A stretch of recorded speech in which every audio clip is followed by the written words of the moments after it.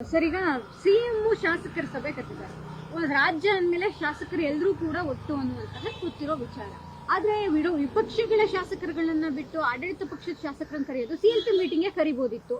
ಈಗ ಮಾನ್ಯ ಮುಖ್ಯಮಂತ್ರಿಗಳು ಆಡಳಿತ ಪಕ್ಷದ ಶಾಸಕರನ್ನ 4 ಹಂತಗಳಲ್ಲಿ 4 ದಿವಸ ಒಂದು ಮೀಟಿಂಗ್ನ ಕರೆದು ಅವರ ಅಹವಾಲುಗಳನ್ನು ಸ್ವೀಕರಿಸಿ ಅದಕ್ಕೆ ಸ್ಪಂದನೆ ಮಾಡ್ತಕ್ಕಂಥ ವಿಚಾರದಲ್ಲಿ ಮೀಟಿಂಗ್ ಕರೆದಿದ್ದಾರೆ ಅಂತಕ್ಕಂಥ ಮಾಹಿತಿ ತಮ್ಮಗಳ ಮೂಲಕ ನಮಗೆ ಲಭ್ಯವಾಗಿದೆ.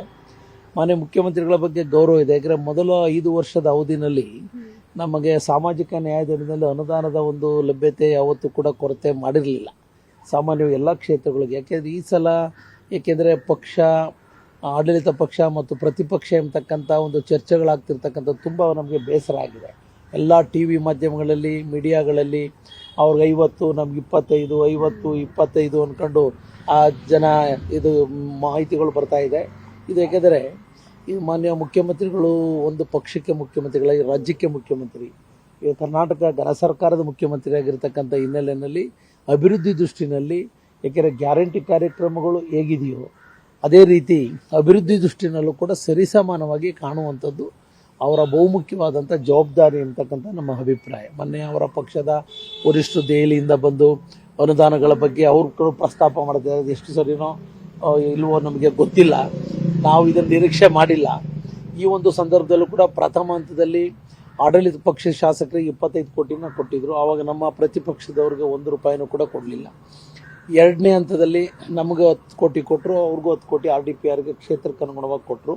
ಇನ್ನು ಮಾಮೂಲಿ PWDನಲ್ಲಿ ಸ್ವಲ್ಪ ಪ್ರಮಾಣ, SHDPನಲ್ಲಿ ನಮಗೆ ಒಂದು 10 ಕೋಟಿ ಕೊಟ್ಟರೆ ಅವ್ರಿಗೆ 20 ಕೋಟಿ ಕೊಡುವಂಥ ಒಂದು ಕಾರ್ಯಕ್ರಮ. ಯಾಕೆಂದರೆ ಪ್ರತಿ ಕ್ಷೇತ್ರಗಳಲ್ಲೂ ಕೂಡ PWD ರಸ್ತೆಗಳು 700ರಿಂದ 800 ಕಿಲೋಮೀಟರ್ಸ್ ಇದೆ, RDPR ರಸ್ತೆಗಳಿದೆ. ಕೆಲವು ಕಡೆ ಜನರು ರಸ್ತೆಗಳಿಗೆ ಅನುದಾನ ಇಲ್ಲದೆ ಭತ್ತದ ನಾಟಿ ಮಾಡ್ತಾ ಇದ್ದಾರೆ. ಇದು ರಾಜ್ಯದ ಜನತೆಗೆ, ರಾಜ್ಯ ಘನ ಸರ್ಕಾರಕ್ಕೆ ಶೋಭೆ ತರುವಂಥದ್ದಲ್ಲ ಅನ್ನೋದು ನಮ್ಮ ಅಭಿಪ್ರಾಯ. ಕೂಡಲೇ ಮಾನ್ಯ ಮುಖ್ಯಮಂತ್ರಿಗಳು ಸರಿಸಮಾನವಾಗಿ, ಏಕೆಂದರೆ ಇಲ್ಲಿ ಏನು ಚರ್ಚೆ ಆಗ್ತಿದೆ ಅಂದರೆ ಹಿಂದೆ ನೀವು ಆ ಥರ ನಡ್ಕೊಂಡಿದ್ದೀರಾ ಇಲ್ವಾ, ಅದು ಆಯಿತು, 2 ವರ್ಷ ಆಯಿತು. ಈಗ 3ನೇ ವರ್ಷಕ್ಕೆ ಕಾಲಿಟ್ಟಿರುವ ಸಂದರ್ಭದಲ್ಲೂ ಕೂಡ ಆ ಒಂದು ವಿಚಾರ ಚರ್ಚೆ ವಸ್ತು ಆಗಬಾರ್ದು ಅನ್ನೋದು ನನ್ನ ಅಭಿಪ್ರಾಯ. ಏಕೆಂದರೆ ಈಗಲಾದರೂ ಕೂಡ ಎಲ್ಲನೂ ಕೂಡ ಸರಿಸಮಾನವಾಗಿ ಅಭಿವೃದ್ಧಿ ದೃಷ್ಟಿಯಿಂದ ಕಾಣುವಂಥದ್ದು ಘನ ಸರ್ಕಾರದ ಮುಖ್ಯವಾದಂಥ ಜವಾಬ್ದಾರಿ. ಆ ಹಿನ್ನೆಲೆಯಲ್ಲಿ ಈಗ ಸದನ 11ಕ್ಕೆ ಪ್ರಾರಂಭ ಆಗ್ತಿದೆ. ಈ ಬಗ್ಗೆ ನಾವು 2 ಪಕ್ಷದ ನಾಯಕರುಗಳೆಲ್ಲ ಜೊತೆ ಸೇರಿ ಎಲ್ಲ ಚರ್ಚೆ ಮಾಡಿ ಇದರ ಬಗ್ಗೆ ಯಾವ ರೀತಿ ಅನುದಾನವನ್ನು ಪಡೆಯುವಂಥ ವಿಚಾರದಲ್ಲಿ ಹೋರಾಟವನ್ನು ಮಾಡಬೇಕು ಅದರ ಬಗ್ಗೆ ನಾವು ಹೋರಾಟವನ್ನು ಮಾಡ್ತೇವೆ. ಆದರೆ ನಾವು ಮಾನ್ಯ ಮುಖ್ಯಮಂತ್ರಿಗಳಿಂದ ನಾವು ಸರಿಸಮಾನವಾದಂಥ ಅನುದಾನವನ್ನು ಕೊಡ್ತಾರೆ ಅಂತಕ್ಕಂಥ ನಿರೀಕ್ಷೆ ಇಟ್ಕೊಂಡಿದ್ದೀವಿ. ಯಾಕೆಂದರೆ ಇವತ್ತು ಅವ್ರ ಪಕ್ಷದವರು ಕರೀತಿದ್ದಾರೆ. ಬಹುಶಃ ಎಲ್ಲ ಶಾಸಕರನ್ನು ಕೂಡ ಮಾನ್ಯ ಮುಖ್ಯಮಂತ್ರಿಗಳು ಕರೆದು ಆಯಾ ಕಾನ್ಸ್ಟಿಟ್ಯೂಯೆನ್ಸಿಗಳ ಸಮಸ್ಯೆಗಳನ್ನು ಚರ್ಚೆ ಮಾಡಿ ಅದಕ್ಕೆ ಸ್ಪಂದಿಸ್ತಕ್ಕಂಥದ್ದು ಸೂಕ್ತ ಅನ್ನೋದು ನಮ್ಮ ಅಭಿಪ್ರಾಯ.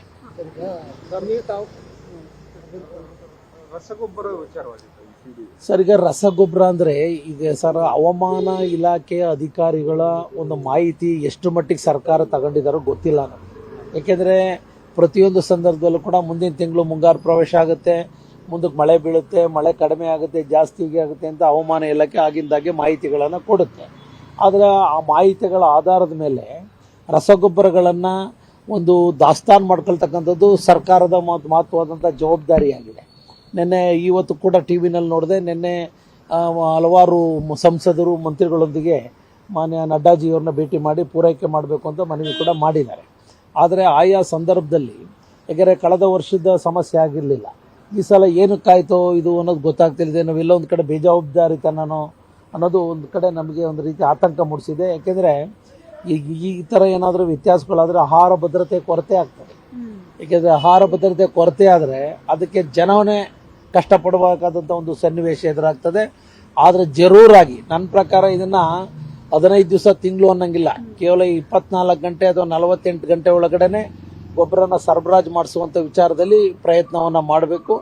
ಇಲ್ಲ ರಾಜ್ಯ ಸರ್ಕಾರದಿಂದನೂ ಕೂಡ ಮಾನ್ಯ ಮುಖ್ಯಮಂತ್ರಿಗಳು, ಉಪಮುಖ್ಯಮಂತ್ರಿಗಳು, ಅಗ್ರಿಕಲ್ಚರ್ ಮಿನಿಸ್ಟ್ರು ಕೂಡಲೇ ಕೇಂದ್ರಕ್ಕೆ ಭೇಟಿ ನೀಡಿ ಅಲ್ಲಿ ಸಮಾಲೋಚನೆ ಮಾಡಿ ಒಂದು ಕೋಆರ್ಡಿನೇಷನ್ ಮೀಟಿಂಗ್ ಮಾಡಿ ಕೂಡಲೇ ಆ ಗೊಬ್ಬರವನ್ನು ತರುವಂಥ ಪ್ರಯತ್ನವನ್ನು ಮಾಡಬೇಕು. ಕೆಲವರೆಲ್ಲ ಮೊನ್ನೆ ಮಾಜಿ ಸಚಿವರಾದ BC ಪಾಟೀಲರು ಕೂಡ ಬೇರೆ ಬೇರೆ ಅಭಿಪ್ರಾಯ, ಅವರು ಕೃಷಿ ಸಚಿವರಾಗಿದ್ದರು, ಅವರು ಕೂಡ ಬೇರೆ ಬೇರೆ ಅಭಿಪ್ರಾಯಗಳನ್ನು ಸೂಚಿಸ್ತಿದ್ದಾರೆ.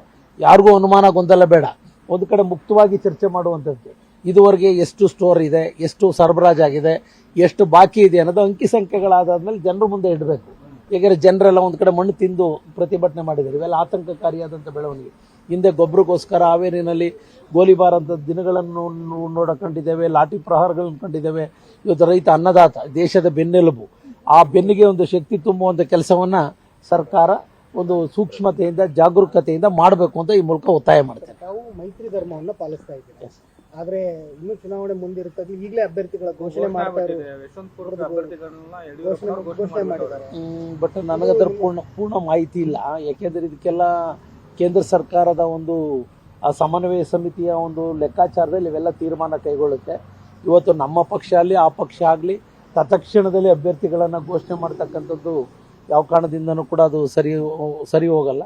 ಬಟ್ ಅದು ರಾಷ್ಟ್ರೀಯ ಒಂದು ಸಮನ್ವಯ ಸಮಿತಿಯ ಒಂದು ನೇತೃತ್ವದಲ್ಲಿ ಅಲ್ಲಿ ತೀರ್ಮಾನ ಕೈಗೊಂಡಿದೆ. ಮಾನ್ಯ ನರೇಂದ್ರ ಮೋದಿಜಿಯವರು, ರಾಷ್ಟ್ರಾಧ್ಯಕ್ಷರು ಪೂಜ್ಯ ದೇವೇಗೌಡರು, ರಾಷ್ಟ್ರ ಮಟ್ಟದಲ್ಲಿ ರಾಜ್ಯ ಮಟ್ಟದಲ್ಲಿ ಕುಮಾರಣ್ಣವರು, ಯಡಿಯೂರಪ್ಪನವರು, ಅಶೋಕ್ ಅವರು ಎಲ್ಲ ಕೂತು ಒಂದು ಚರ್ಚೆಯನ್ನು ಮಾಡ್ತಾರೆ. ಅದಾದ ಮೇಲೆ ಒಂದು ತೀರ್ಮಾನ ಕೈಗೊಳ್ಳೋದು. ಅದು ಯಾವ ಕಾರಣದಿಂದ ಅದು ಹೇಳಿದಾರೋ ನನಗೆ ಗೊತ್ತಿಲ್ಲ. ಮೈತ್ರಿಗೆ ಒಂಥರ ಕಾರ್ಯಕರ್ತರು ಗೊಂದಲಕ್ಕೊಳಗಾಗ್ತಾರೆ. ನಮಗೆ ಯಾವ ಸಂದರ್ಭಕ್ಕೋಸ್ಕರ ಅವ್ರು ಹೇಳಿದಾರೋ ನಮಗೆ ಗೊತ್ತಿಲ್ಲ. ಈ ಬಗ್ಗೆ ನಮ್ಮ ಪಕ್ಷದ ವರಿಷ್ಠರ ಹತ್ರ ಇದ್ರ ವಿಧಾನಸಭೆ ಪ್ರಾರಂಭ ಆಗೋದ್ರಿಂದ ಆ ಸಂದರ್ಭದಲ್ಲಿ ನಮ್ಮ ಪಕ್ಷದ ನಾಯಕರುಗಳ ಜೊತೆ ಸಮಾಲೋಚನೆ ಮಾಡಿ ಕುಮಾರಣ್ಣರ ಹತ್ರ ಕೂಡ ಚರ್ಚೆ ಮಾಡಿ